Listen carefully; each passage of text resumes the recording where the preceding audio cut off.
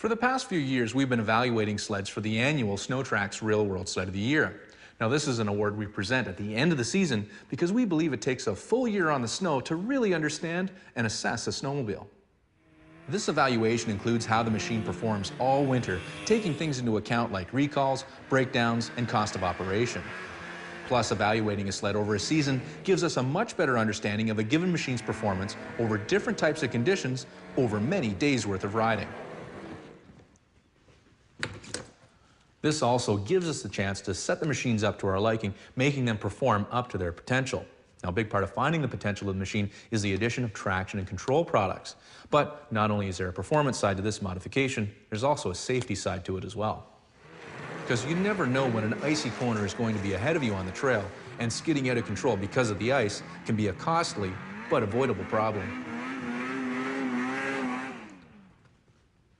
Studying a machine is definitely not on my top 10 things I'd like to do with my evening, but considering the track does basically 2 of the 3 things a snowmobile does, which is going and stopping, this is still a pretty important job.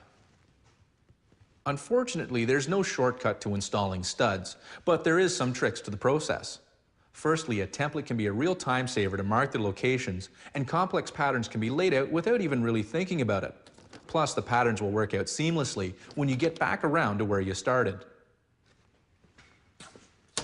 By marking all the holes first, not only do you know your pattern is worked out, it'll also make drilling a lot easier because there's no starting and stopping, and the cutter works best the hotter it gets. Oh yeah, the easy way of doing this is just get somebody else to do it for you. Now comes the fun part, the installation. Push-through type studs are one of the easiest and quickest studs to install, plus they'll perform well in almost every situation, making them a good choice for just about every type of rider.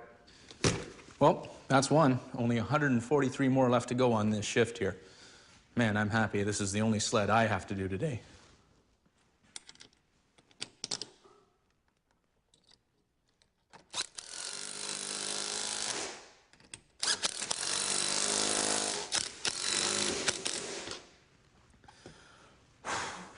Last one. Obviously, with 144 picks in the track, traction is going to be greatly improved.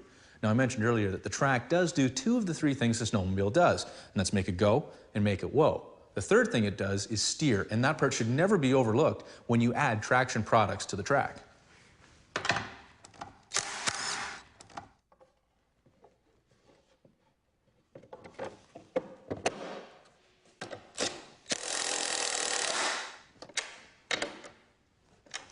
After only about 500 miles, these stock wear bars are already showing some serious signs of wear, with a big chunk broken out of the carbide already.